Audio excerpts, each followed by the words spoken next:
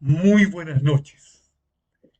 Hoy día les traigo un video único, un YouTube único, porque estuve esperando varios hechos que estaban pasando en este momento y que eran muy importantes.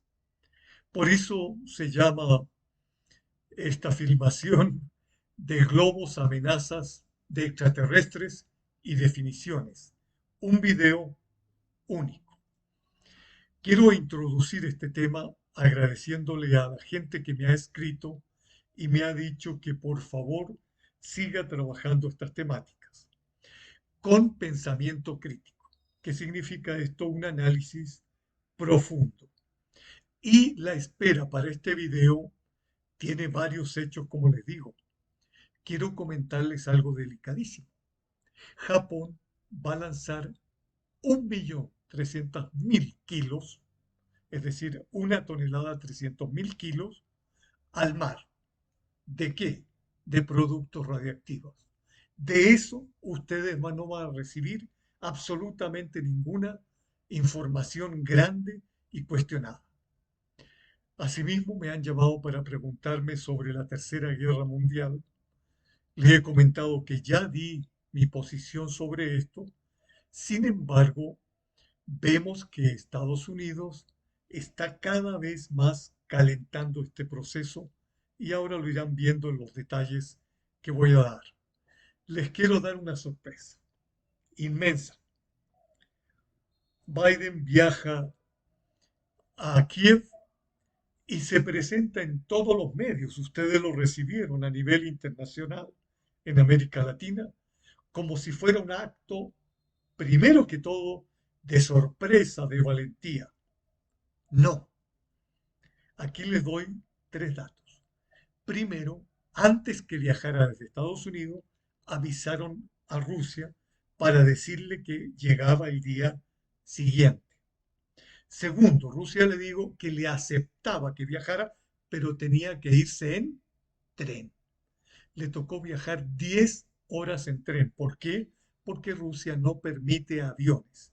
Eso significa que viajó tranquilo Biden porque no le iba a pasar nada, porque había garantías de seguridad. Sin embargo, tuvo que viajar 10 horas. El objetivo de su viaje es porque hay campaña electoral para la presidencia y naturalmente Biden ya tiene cierta edad. Ustedes seguramente no vieron la televisión que subiendo al avión nuevamente se cayó, se golpeó la frente y al otro día en algunas fotos aparecía ese moretón. La mayoría no lo vio porque todo esto no lo dijeron. Fue una obra teatral. Los hechos son muy importantes. Primero, como ustedes saben, se destruyó Nord Stream. ¿Qué era esto? Un gasoducto que estaba hecho entre Alemania y Rusia. ¿Quién lo destruyó?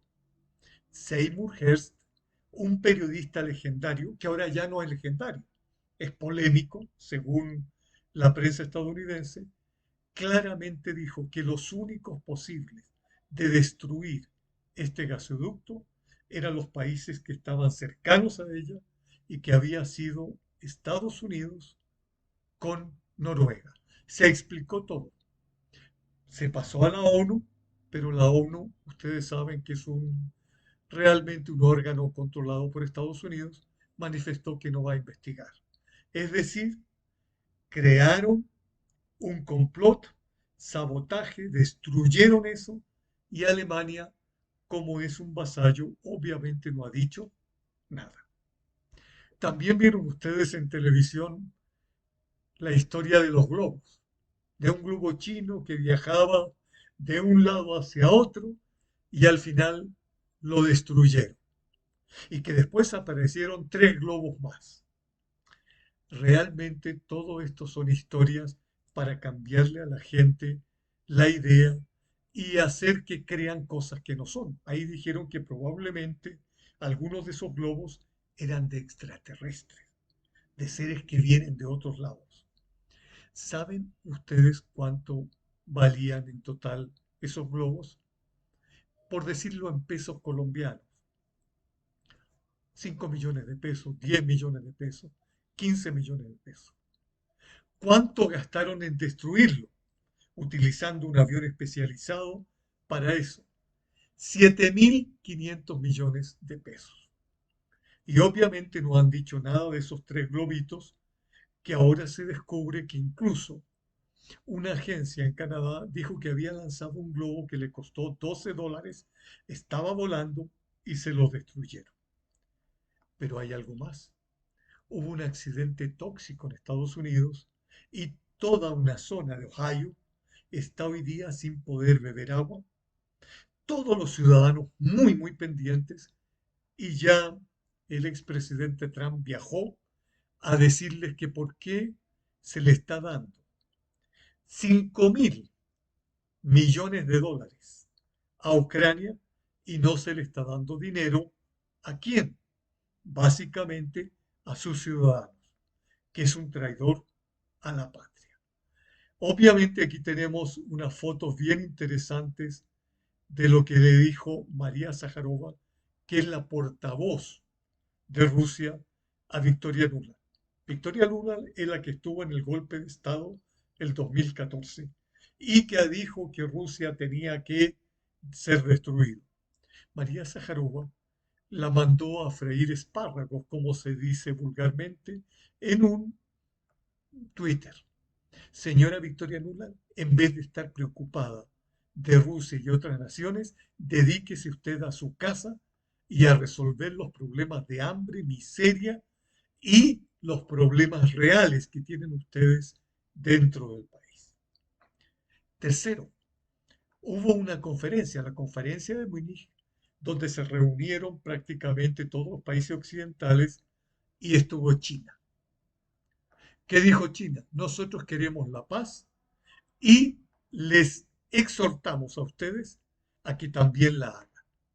En la conferencia de Múnich, todos los bravucones hablaron de destruir, de enviar tanques, y después del batallón de tanques que iban a enviar, que eran entre 350 y 400, ya el presidente español Sánchez fue a decir que yo enviaban 6 o máximo 10. Creo que Finlandia dijo vamos a enviar 3. Es decir, uno está viendo en televisión algo extraordinariamente extraño. Mucha palabra y pocos hechos. Ya les comenté lo de Biden en Kiev. Él fue tranquilo, igual que Zelensky. Zelensky, cuando comenzó esta operación militar especial, le dijo a Bennett que le preguntara al presidente ruso qué había pasado con su vida, si a él lo matarían o no. Y Vladimir Putin dijo que no estaba interesado en eliminarlo. Y de allí salió, de ese lugar, de ese búnker, a decir que era valiente, que iba a la guerra.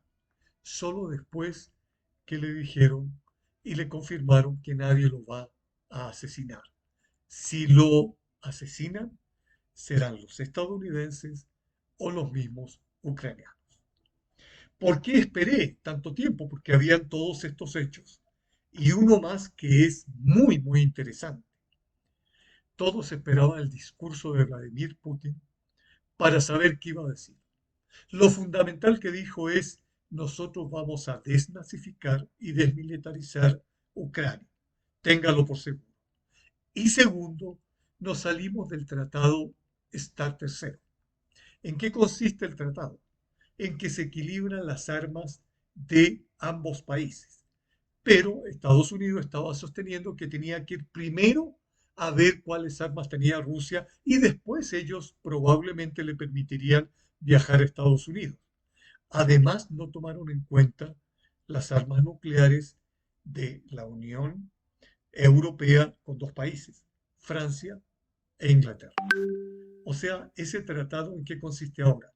En que Rusia tiene la libertad para determinar cuánto va a crear y dónde lo lanzará cuando desee.